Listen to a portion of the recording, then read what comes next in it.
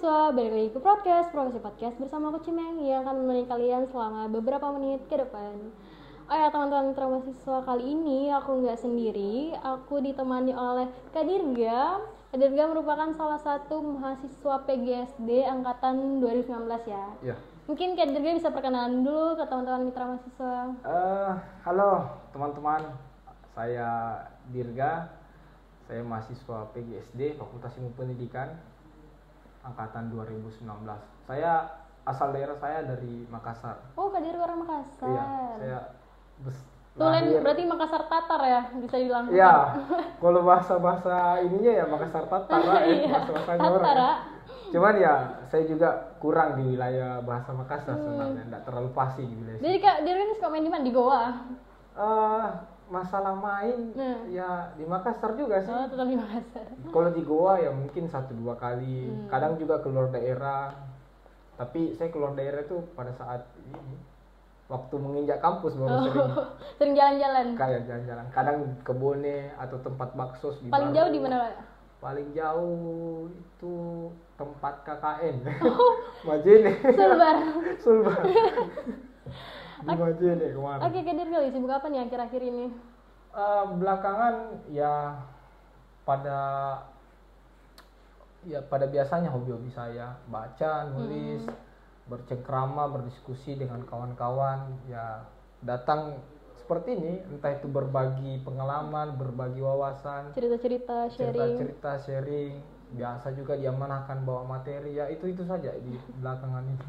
Oke, Kak Dirga, mungkin pembahasan kita pada hari ini tuh menanggapi isu-isu kampus yang sedang terjadi. Iya. Kebetulan Kak Dirga juga berperan waktu itu, udah cukup lama sih waktu itu. Iya. Kegiatan aksi aliansi mahasiswa yaitu menyuarakan soal masalah UNM. Iya. Oke, kita pertama membahas dulu apa sih sebenarnya isu kampus yang pada saat ini yang sedang terbahas Di kawan-kawan aliansi ya. Iya. Iya, kebetulan karena saya bukan pengurus lembaga kemahasiswaan, jadi hanya bisa nimbrung di aliansi. Nah, kalau masalah 2NM sebenarnya ada banyak yang teman-teman inventaris itu. Cuman yang kami sepakati angkat itu hanya 8. Kenapa hanya 8 yang kami angkat? Karena hanya 8 juga yang berhasil teman-teman buat semacam naskah akademiknya, kajian-kajiannya. Jadi kesepakatan kami di aliansi begitu. Semua isu boleh dibawa asal ada bentuk pertanggungjawaban, semacam rasionalisasi dan segala macam untuk mengangkatnya. Nah, kebetulan dari berbagai isu hanya 8. 8-nya itu apa aja, Kak?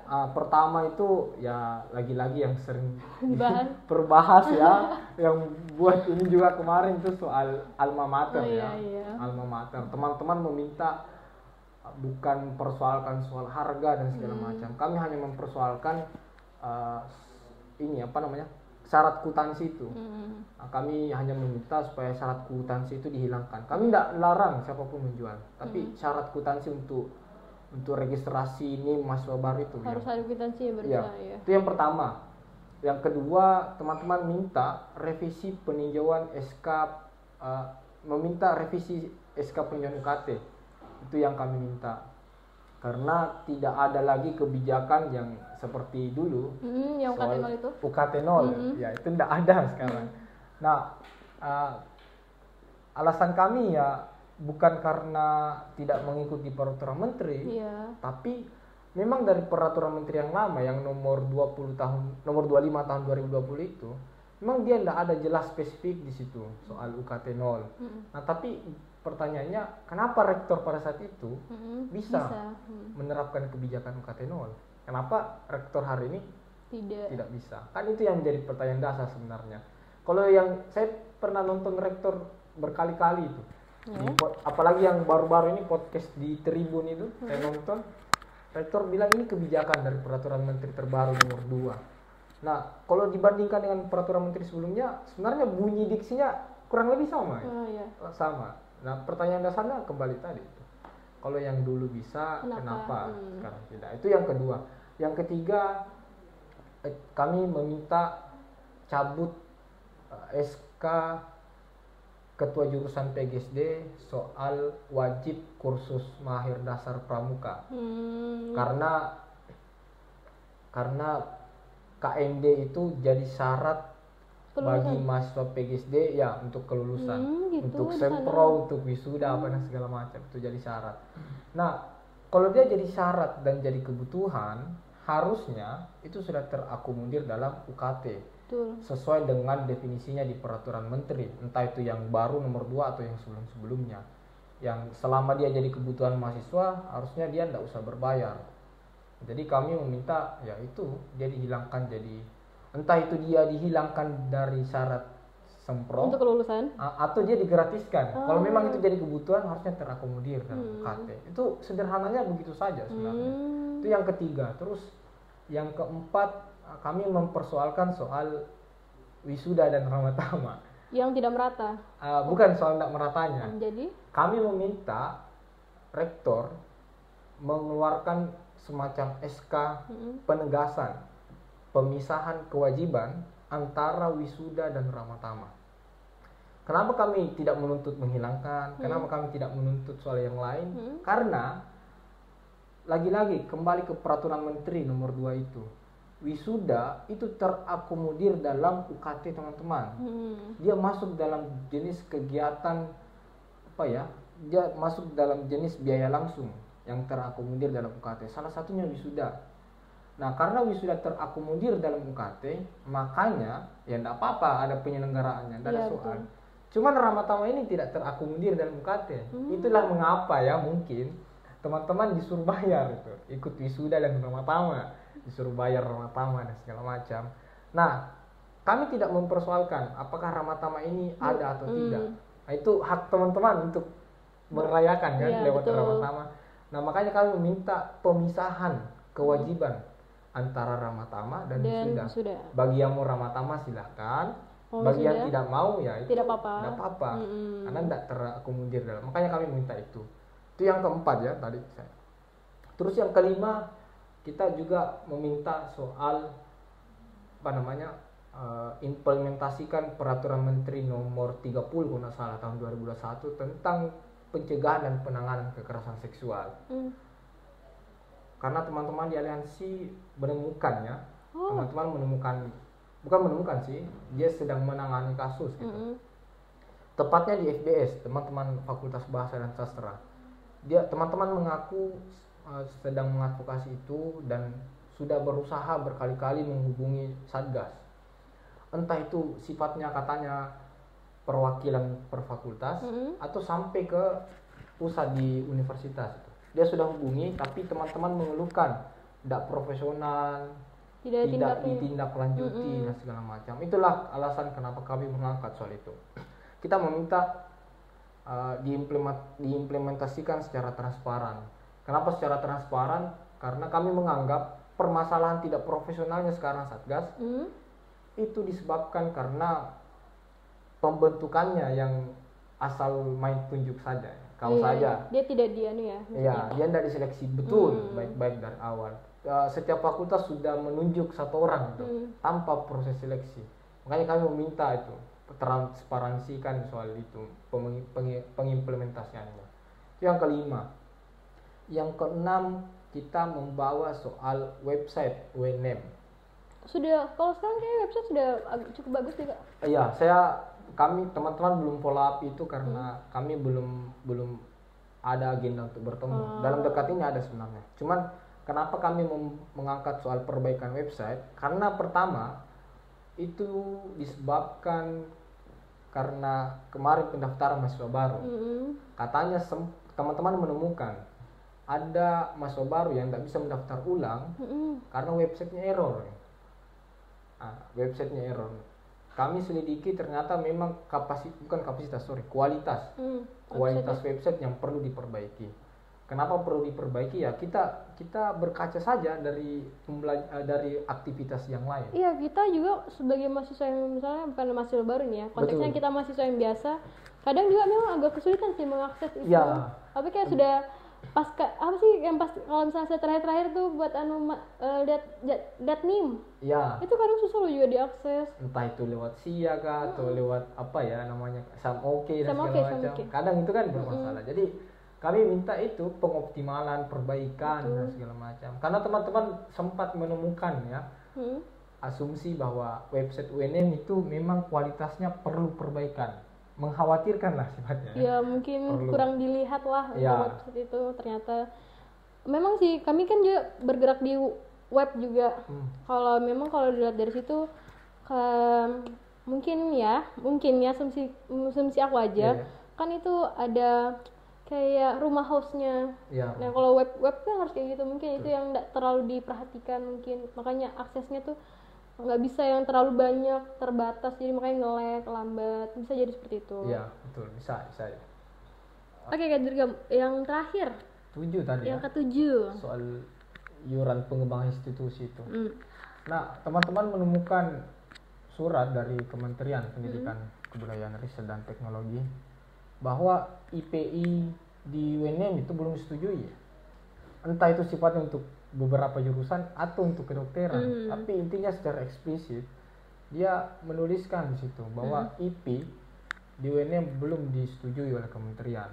Nah saya lupa nomornya, nanti saya buka-buka kembali, kalau ini saya bisa bagi ke teman-teman, nanti saya minta juga di kawan-kawan. Itu yang 7. Kenapa kami mempersoalkan soal iuran pengembangan institusi itu, karena belum disetujui sama kementerian. Dan yang terakhir? Yang terakhir itu soal apa lagi ya namanya itu? Oh ya, soal penggolongan UKT. Nah, ini khususnya untuk jalur mandiri. Karena temuan teman-teman, UKT untuk jalur mandiri itu dikenakan UKT tertinggi. Nah, temuan kami tidak ada sebenarnya aturan yang mewajibkan bahwa mahasiswa itu yang masuk jalur mandiri itu langsung dikenai UKT paling tinggi. Tidak ada yang bunyi seperti itu. Nah jalur mandiri, saya juga baru-baru ini buka Instagram ya, ada salah satu akun UNM, bukan akun resmi ya. Dia menyebut situ bahwa jalur mandiri itu jalur yang tidak disubsidi sama pemerintah. Iya betul, memang dia tidak disubsidi, tapi sifatnya bukan berarti harus mengenakan UKT tertinggi ke maba. Nah kalau berdasarkan peraturan menteri tahun 2022 ya kalau tidak salah, itu soal penerimaan jalur mahasiswa, kan ada 3 sekarang tuh, ada SNBP, SNBT ya, sama ada jalur mandiri. Nah yang dimaksud jalur mandiri di peraturan menteri tersebut adalah jalur yang dikhususkan bagi mahasiswa, bukan bagi mahasiswa, bagi kampus untuk menerima sendiri mahasiswanya. Jadi itu dinamakan jalur mandiri. Jadi kan SNBT dan SNBP ini bukan kampus yang langsung menyeleksi dan segala macam, tapi seleksi nasional. Betul. Makanya namanya seleksi nasional. Nah kalau mandiri, kampus sendiri yang bisa menyeleksi, itu yang dimaksud. Jadi tidak ada regulasi yang mewajibkan mahasiswa baru, khususnya jalur mandiri, itu dikenakan UKT tertinggi.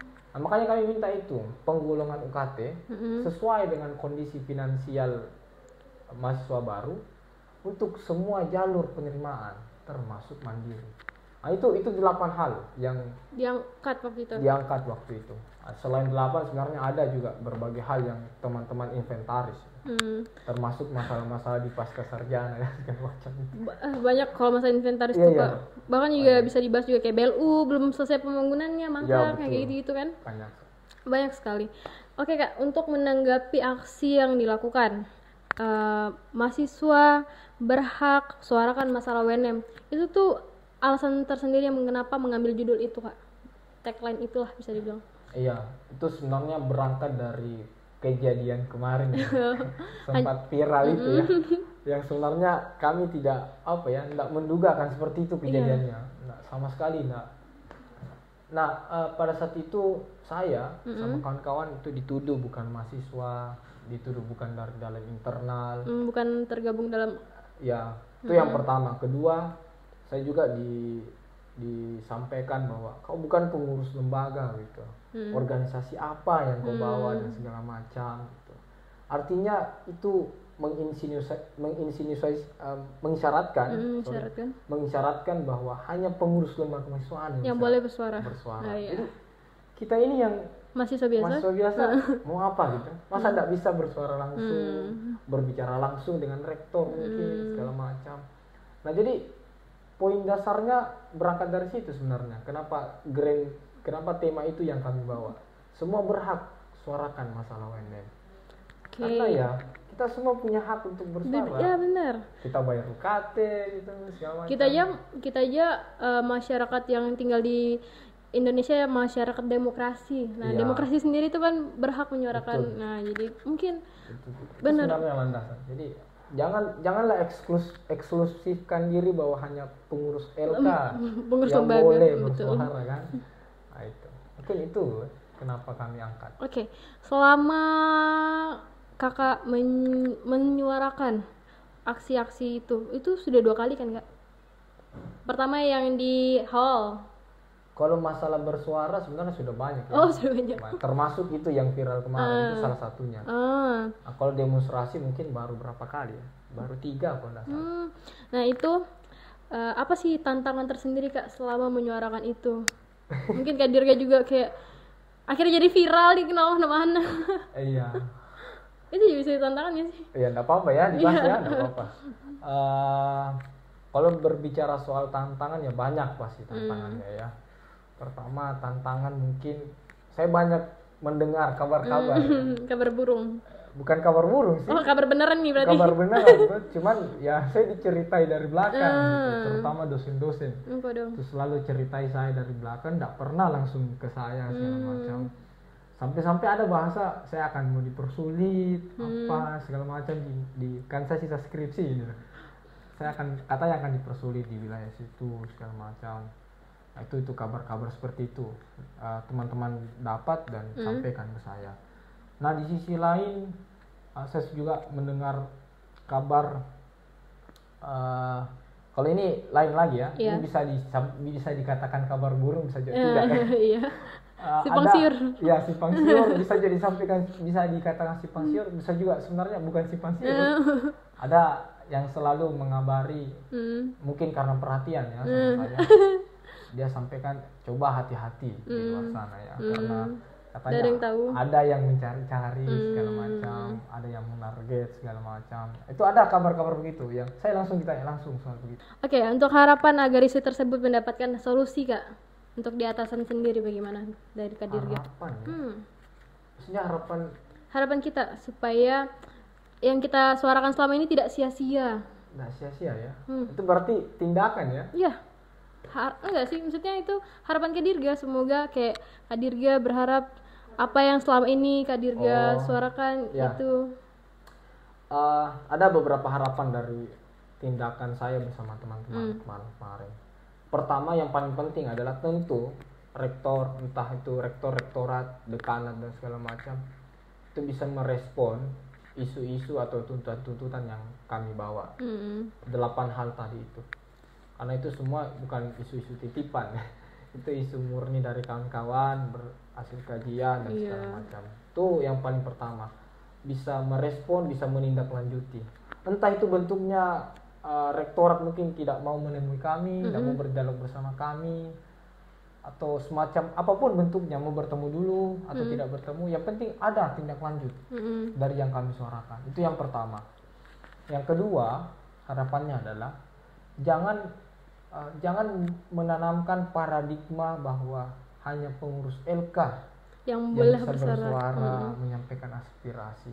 Jangan tanamkan paradigma bahwa hak istimewa itu hanya dimiliki pengurus LK. Jangan itu. Kasihan juga mahasiswa yang kupu-kupu lah dia bilang, kuliah pulang. Mereka semua punya potensi, mereka semua punya hak itu untuk bersuara. Kasihan itu kalau mereka tidak bisa mengaktualisasikan itu kemampuannya untuk bersuara dan segala macam. Nah, kenapa harapannya seperti itu? Jangan hanya pengurus LK, semua, bukan hanya mahasiswa ya, cleaning service lah, satpam, kan ada semua masalahnya. Iya benar. Saya sering berbicara dengan satpam, cleaning service, dan mereka juga punya masalah. Iya. Cuman ya itu lagi, mereka tidak bisa bersuara karena mungkin mereka takut atau segala macam.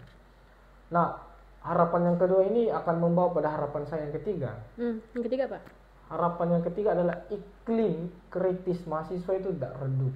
Ya sekarang Dia tetap dia tetap bersinar, tetap menyala, tetap besar. Karena itu yang saya khawatirkan sebenarnya. Kalau hanya dibebankan pada lembaga kemahasiswaan, hanya beberapa orang saja. Belum tentu juga mereka bisa nggak sih? Iya, belum tentu mereka juga bisa kan, tidak semua pengurus LK itu bisa kan. Nah, makanya itu yang kutakutkan, jangan sampai iklim kritis itu mati di UNM. Padahal apa ya? Salah satu tujuan berkuliah sebenarnya itu paradigma kritis itu yang menghidupkan.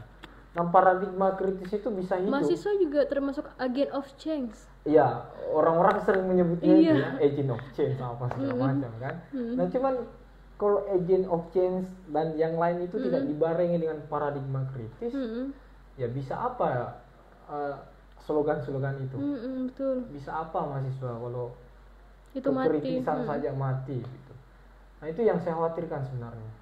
Karena kalau kampus sudah tidak kritis, mahasiswa sudah diam-diam saja melihat kebijakan, itu akan berdampak bukan hanya ke kota Makassar, bukan hanya ke provinsi Sulawesi Selatan, ke semuanya, ke semua satu negara Indonesia itu akan berdampak di situ.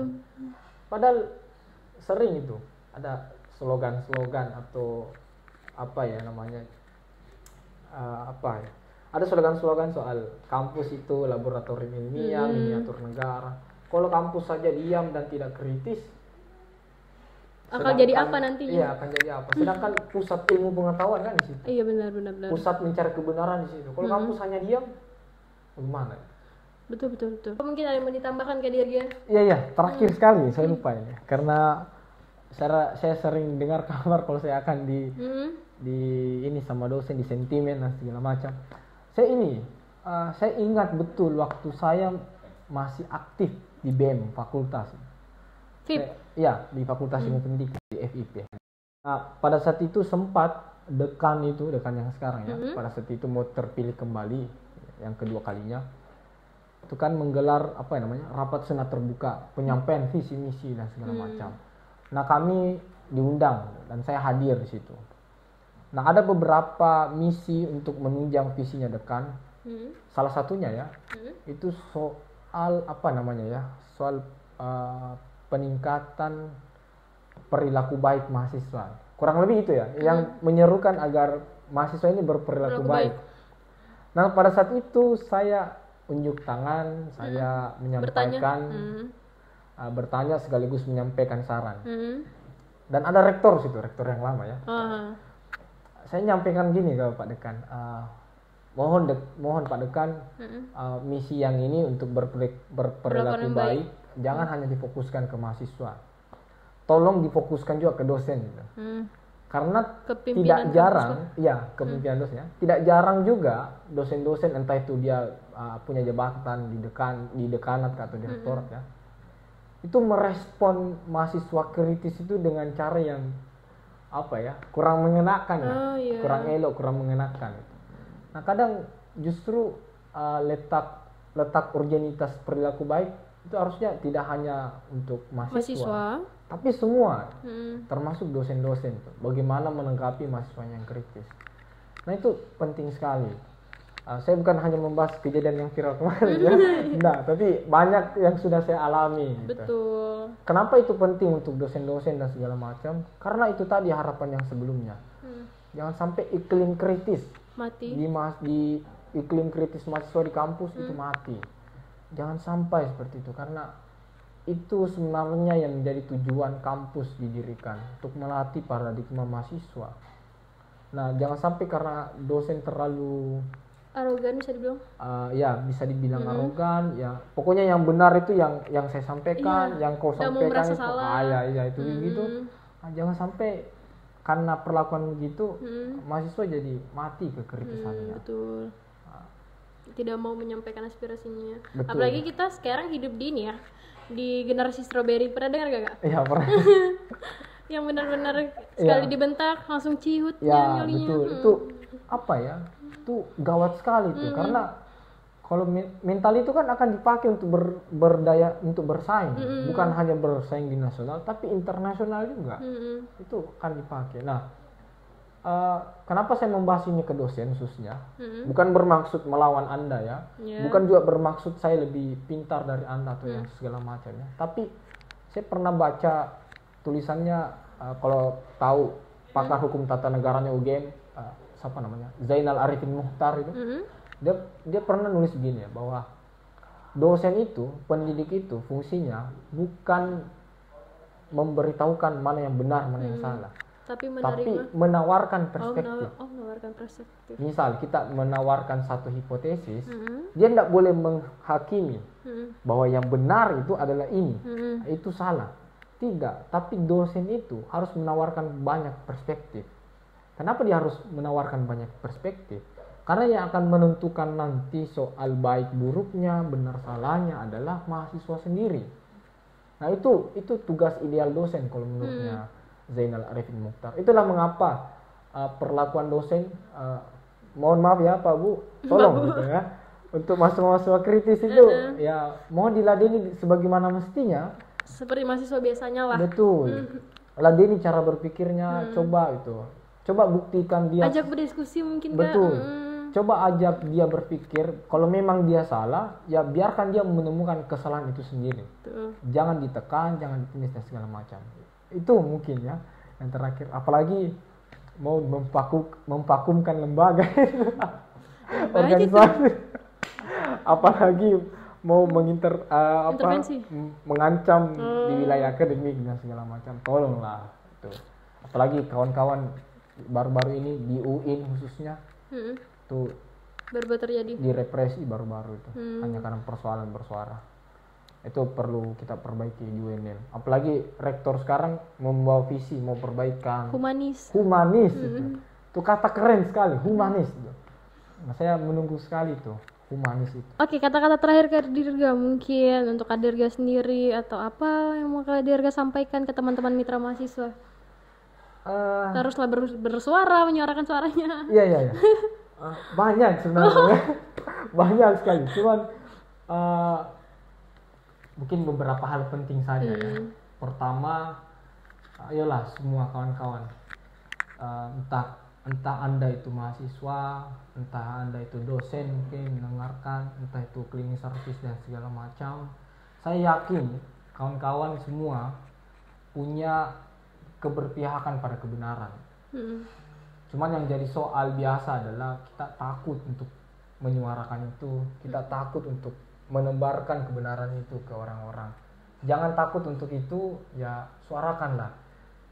Tetap praktikan semua itu yang menjadi kebenaran di kepala kalian. Karena apa ya? Hal-hal yang benar itu tidak hanya tersimpan di kepala, itu betul. Harus dipraktikkan. Percuma juga kalau disimpan di kepala nggak ada yang suarakan. Betul. Kan agama juga begitu intinya kan. Islam kan begitu intinya. Dia mempraktikkan semua firman-firman Tuhan itu. Mempraktikkan semua kan. Lagi pula juga agama kan mengajarkan itu. Bela yang hak, lawan yang batil gitu. Betul. Dukung yang benar, ya lawan yang salah. Betul. Itu diajarkan semua sama agama kan. Iya. Hal paling mendasar dalam kehidupan. Betul, itu hal dasar sekali itu. Agama pun memerintahkan. Agama tidak hanya menyuruh kita diam berdoa saja, tapi harus ada praktik. Usahanya, harus ada usaha. Gitu. Jadi ya sebenarnya sudah tidak ada alasan bagi semua kawan-kawan untuk tidak bersuara, tidak membela kebenaran, karena entah itu teori agama, entah itu teori negara, semua begitu. Teori filsafat pun begitu, menyuarakan kebenaran untuk kepentingan bersama. Betul. Itu yang pertama sebenarnya. Jangan takut untuk bersuara karena semua berhak suarakan masalah UNN. Yang kedua, harapan saya sebenarnya adalah ke iklim ilmiah di kampus. Saya semakin hari semakin lama di kampus, semakin miris dan semakin sulit tuh menemukan mahasiswa-mahasiswa yang senang membaca buku, yang senang berdiskusi seperti ini. Dilihat-lihat Kak Dirga suka ini ya, baca buku. Iya, saya suka, sangat suka baca buku karena lingkungan saya membentuk saya. Gitu. Karena itu. Iya, termasuk buku ini yang nulis ini, ya dia yang kurang lebih salah satu orang yang menginspirasi saya juga. Siapa tuh Kak? Membaca. Nama penulisnya ini Baso Patola Ade sih. Tentang apa nih bukunya kalau bisa tahu? Dia novel. Oh, novel. Ya, judulnya Merah Tanah ya. Ini bukan promosi ya. Tapi ini. Memang Kak Dirga suka membaca. Ya, saya suka. Jadi setiap saya bawa tas selalu ada buku di dalam. Iya, saya sering lihat Kadir bawa tas. Ada di dalam itu, di dalam tas itu tidak hanya buku, tidak hanya buku seperti ini, ada juga buku tulis, ada pulpen dan segala macam. Sering nyatat berarti? Iya, sering juga. Itu yang mau aku sampaikan. Saya hal-hal kayak gitu hal-hal gitu yang sebenarnya harus dihidupkan di kampus. Kenapa itu harus dihidupkan? Identitas mahasiswa kan dari situ. Cocok. Kita sering dibilang makhluk intelektual lah segala macam. Tapi lihat sekarang sudah mahasiswa tuh malas membaca, malas menulis. Apalagi sekarang kita dihadapkan oleh internet yang serba praktis. Ya, betul. Bagaimana caranya kita mau dilekatkan dengan jabatan intelektualitas, sedangkan kita tidak pernah dekat dengan buku, tidak pernah dekat dengan membaca, diskusi, bahkan nulis itu yang paling sulit. Paling dasarnya tuh menulis. Susah sekali itu. Makanya ayolah hidupkan budaya itu, budaya literasi, karena budaya literasi sebenarnya yang menghidupkan paradigma kritis. Betul. Paradigma kritis itu terbangun karena ada imajinasi kebenaran di kepala, ada sesuatu yang menginspirasi di kepala. Nah, itu semua hidup karena kita sering membekali kepala dengan bacaan-bacaan, kegiatan-kegiatan literasi, diskusi bertukar pikiran, nulis dan segala macam. Tapi kalau kita diskusi kayak gini juga banyak yang kayak, oh yang enggak kita tahu jadi tahu. Betul. Makanya literasi itu penting. Dasar dan sangat penting. Kan ada 4 itu kan. Yeah. Ada menyimak, ada membaca, mendengar, ada nulis, ada bicara. Itu semua kegiatan yang menggunakan otak sebagai organ vitalnya. Itu penting sekali. Begitu teman-teman mahasiswa. Dan ya harapan terakhirnya adalah kenapa literasi itu penting, supaya ya tidak banyak orang kayak pejabat-pejabat kita sekarang. Bukan hanya kebijakannya yang mungkin tidak berpihak pada semua orang ya, apalagi di kampus, tapi soal emosionalnya. Banyak sekarang orang yang gampang emosi. Nah, lewat kegiatan literasi, lewat kegiatan membaca, itu melapangkan dada sebenarnya, melapangkan hati, memperluas wawasan. Nah, nanti ujungnya adalah kebijakan, itu rasa bijak yang hadir. Makanya emosi itu bisa dikelola segala macam kalau kita sering membaca. Karena dia melatih simpati, melatih empati, menghidupkan imajinasi. Mungkin itu. Kata-katanya bagus tuh terakhir. Oke, teman-teman mahasiswa, mungkin kita juga udah cukup panjang pembahasan hari ini. Ya, berapa menit? Kadirga juga udah banyak bincang tentang apa yang sebenarnya terjadi di UNM. Sebenarnya bukan lingkup UNM juga sih kita bahas tadi. Iya. Apalagi kita bahas tentang literasi yang mencakup semuanya. Jadi teman-teman mahasiswa juga bisa kirim isu-isu kalian di Instagram profesi di @profesiUNM. Kita juga punya TikTok, punya Facebook, punya Twitter di LPM Profesi UNM untuk info-info lebih lengkapnya. Mungkin Kak Dirga juga Instagramnya bisa di-spill, Kak? Iya, bisa. Instagram Kak Dirga apa tuh? Instagram saya itu ya, saya lupa itu. @dirga dirga Dirga R. Dirga R. Dirga A-nya 3, R-nya 2, terus ada apa itu? Bawahnya underscore. Dia bukan. Ya itu Instagramnya Kak Dirga. Mungkin teman-teman bisa nanti dicari di sini ya teman-teman. Mungkin sekalian menutup video podcast pada hari ini, teman-teman misalnya jangan lupa like video ini, jangan lupa subscribe, dan nantikan video-video selanjutnya. Bye.